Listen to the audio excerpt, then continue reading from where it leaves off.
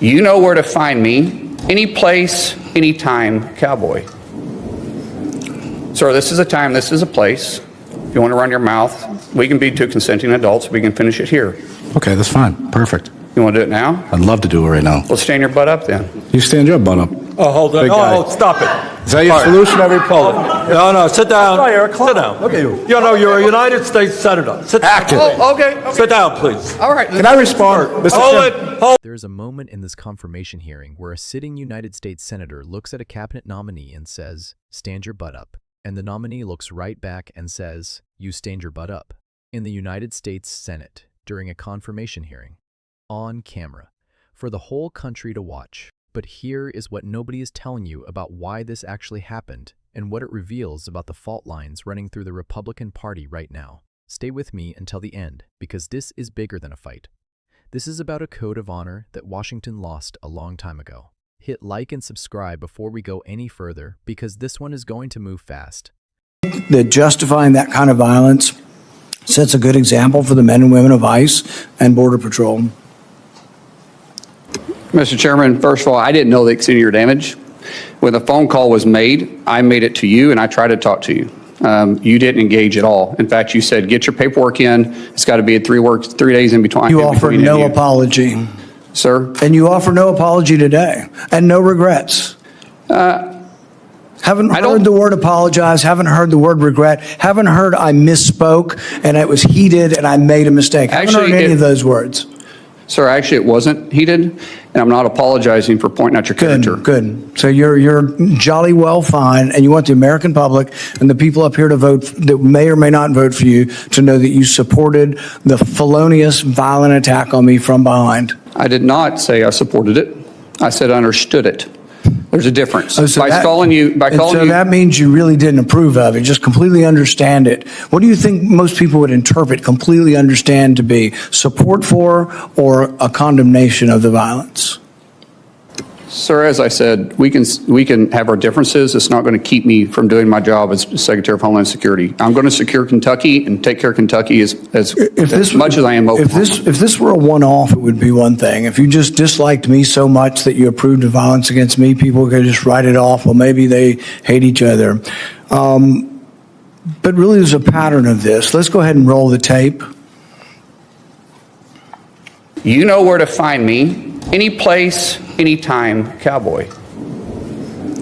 Sir, this is a time, this is a place.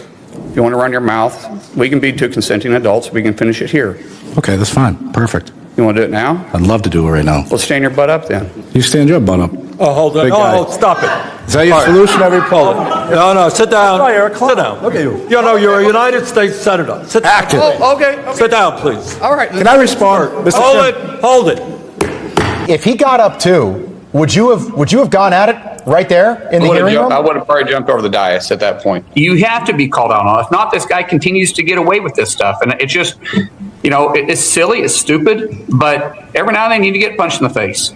Well, go back to the 1800s and 1700s. They used to have canings. And duels. And they used to have duels. Yeah. Right. And there was a way that men used to settle their differences. I ignored him 4 times prior to that. And people say, yes, you're supposed to ignore it. Well, I'm not a very good Christian. I try to be a good Christian. And I know people say you're supposed to turn the other cheek. I prefer the David method. But we need to move from an almost By the way, I'm not afraid of biting. I will bite. Biting? I'll bite 100%. Yeah. I mean, a fight, I'm going to bite. I'll do anything. I mean, I'm not above it. And I don't care where I bite, by the way. It just is going to be a bite. In hindsight, any regrets? No, I really don't. So no regrets. In fact, even after your anger had cooled, you were still bragging that if he'd only been brave enough to stand up, you'd have jumped over the dais and taught him a lesson, because that's how men should settle their differences. Do you think fighting as a resolution for political differences is a good example for the men and women of ICE and Border Patrol? As you can notice over my shoulder here is my good friend Sean O'Brien. Both of us have had conversations. Both of us have shaken hands, and both of us agreed we could have done things different. Sean is someone that has become a close friend. We talk all the time. I've been on his podcast. We've talked through this. That's how you handle your differences. Not like this, Chairman. I'm glad you guys are friends now and that you've reconciled. But really, it doesn't get to the real point whether or not you think violence is the way we settle things. In the days after the fight, you said, and I quote, "Sometimes people just need to be punched in the face." Is that still your opinion, that political disputes can sometimes and often only be resolved by violence? No, I don't always agree with that. I don't believe in political violence. I've made that very clear. But sometimes people do perpetrated on me. need, theoretically speaking, sir, I get it. It's about character assassination for you. That's the way this game is played. I understand it. And you are making this about you, which is fine, but that doesn't keep me as Secretary of Homeland Character Security. assassination when you were the one lauding the assault. Who do you think started that character assassination? I'm just repeating what you have done in character assassination. I'm repeating your support for the assault. So that's somehow something I started? No, sir. What I'm saying is you're adding a lot to it. Yeah. After a half a dozen victory lap interviews where you pointed out that the union guy was just lucky that fear kept him from standing up, Dana Bash asked you if you have any regrets about bringing violence to a Senate committee, and you replied that you have no regrets. Today you've said you have no regrets about being happy, being completely understanding why I was attacked from behind. You had no regrets about, instigating a brawl in a Senate committee hearing. Are those still your opinions? Mr. Chairman, you're going to have your opinion. I'm going to have mine. As Secretary of Homeland Security, I'm going to bring peace of mind and security to this country, and I'm going to stay laser focused on. What you just watched was not a breakdown of decorum. It was a collision between two completely different understandings of what it means to be a man in public life. And depending on which side of that collision you land on, your read of this entire exchange is going to be completely different. Rand Paul walked into that confirmation hearing with a legitimate grievance and proceeded to bury it under an avalanche of ego. Markwayne Mullin walked in as the nominee and came about 30 seconds away from jumping over a Senate committee desk. Neither one of these things is a good look on paper, but when you dig into what actually happened and why, the picture gets considerably more complicated. Here's the background that matters. In 2017, Rand Paul was attacked from behind by a neighbor. It was a cowardly and inexcusable act that left Paul with serious injuries. Nobody disputes that. What became the flashpoint in this hearing is a comment Markwayne Mullin made in a separate, unrelated conflict where he said he understood the motivation behind the attack. Not that he supported it, not that he endorsed it, that he understood it. Rand Paul spent the better part of this hearing trying to collapse the distance between understanding and endorsing, and that is where his argument loses its footing. Understanding why someone does something is not the same as approving of it. Criminal psychologists understand the motivations of people who commit terrible acts. That understanding is the foundation of prevention and prosecution. Historians understand why authoritarian movements gain traction. That understanding is how we recognize and resist them. The ability to understand a motivation without endorsing the action is not a character flaw. It is a sign of intellectual honesty. What Rand Paul wanted was a performance. He wanted contrition. He wanted Mullin to sit across that desk and say, "I was wrong, I misspoke, I apologize." And when Mullin refused to deliver that performance, Paul framed the refusal as evidence of dangerous character. But here's the thing. Mullin's refusal was not reckless. It was consistent. He made his position clear.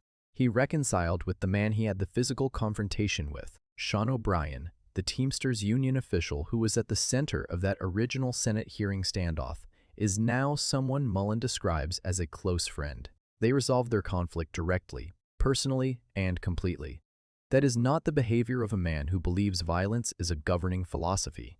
That is the behavior of a man who takes personal honor seriously enough to see a conflict through to its resolution, rather than leaving it to fester in press releases and committee hearings. Rand Paul, by contrast, is using a hearing about the future security of the United States homeland to relitigate a personal grievance. And that is a problem regardless of how legitimate the underlying grievance is. The confirmation hearing for the Secretary of Homeland Security should be one of the most substantive conversations the Senate has. The person in that role oversees border enforcement, disaster response, federal protective services, and the coordination of agencies responsible for keeping Americans safe inside their own country. The questions that deserve answers in that room are operational, strategic, and consequential. Instead, the committee spent a significant portion of its time on whether Markwayne Mullin owes Rand Paul an apology for a comment made in a cable news interview about a physical altercation that happened 8 years ago. That is a failure of the process, and it is a failure that Rand Paul engineered deliberately. Now here's the honest assessment that cuts both ways. Mullin's conduct in the original Teamsters hearing was a genuine problem. A sitting senator threatening to physically confront a witness during a congressional hearing is not a display of strength. It is a disruption of a process that depends on decorum to function. The Senate is not a bar.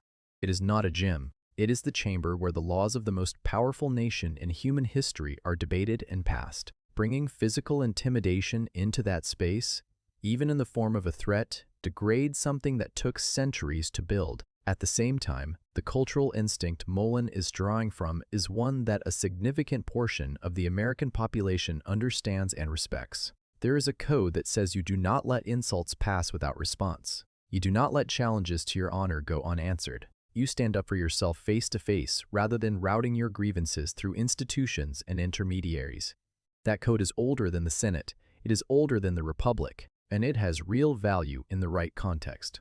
The problem is the Senate chamber is not the right context, and a cabinet confirmation hearing is not the right context. And that is where Mullin's instincts, however understandable, created a vulnerability that Rand Paul is now exploiting to maximum effect. What this feud ultimately reveals is a fracture inside the Republican coalition between two competing ideas of what strength looks like in political life. One idea says strength is institutional. It is the ability to work within systems, accumulate authority, and use that authority to drive outcomes. Rand Paul, whatever his flaws in this exchange, is a practitioner of that model. He is disciplined, he is strategic, and he is willing to play a long game. The other idea says strength is personal. It is the willingness to stand up in the room, look someone in the eye, and refuse to be diminished regardless of the consequences. Mark Wayne Mullin is a practitioner of that model. He is direct, he is physical, and he does not easily separate his personal honor from his public role. Both models have produced great leaders.